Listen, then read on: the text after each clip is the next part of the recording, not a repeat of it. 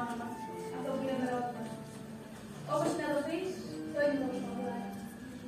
Ρώμεο, άσε το όνομά σου, γιατί γι' αυτό παρεολεμένα. Θα σε πάρω να το θες. Πες με αγάπη σου που θα ξαναπαπιστώ. Στο εξής δεν θα είμαι πια Ρωμαίος. Πώς έπαιξες τώρα, η μάρτυρη που μας απολύψεις. Με τα φτερά του έρωτα. Το μέρος αυτό θα φέρει το θάνατό σου, αν σε πεις. Στη σκηνή σου δεν σταματά. Αν σε δω θα σε σκοτώσουν.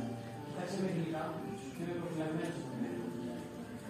Ξέρεις, το πρόσωπο μου κρύβει εμάς και τις νύχτες. Αλλιώς πως σε απεισαντώ δεν θα έχει το μόντρο σου.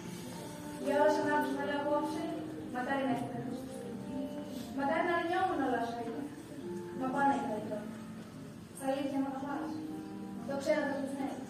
Και εγώ τις κάνω στους τελούς. Όχι γενικέ Ρωμαίο, αν μ' αγαπάς, ομόλογησέ το ειλικρινά. Το ορκίζομαι. Ακόμα φορά από μέσα δικιά μου αγάπη. Θα μας πεις τα παρηγόρητα. Κυρά μου! Έχουμε παραμάνα. Όμως όλα θα είναι νόμιο. 3 λέξεις, Ρωμαίο. 3 λέξεις και μετά στα αλήθεια κάνουμε. Αν είναι τίμη η αγάπη σου και σκοπός ο γάμος, φίλε μου το πρωί να μείνει. Θα στείλω την παραμάνα που σε περιμένει. Και εγώ με συγκεκριμένα θα πω όπως σου θέλεις. Η νύχτα θα λέω τον ερωτευμένο να ακούγεται σαν γλυκιά με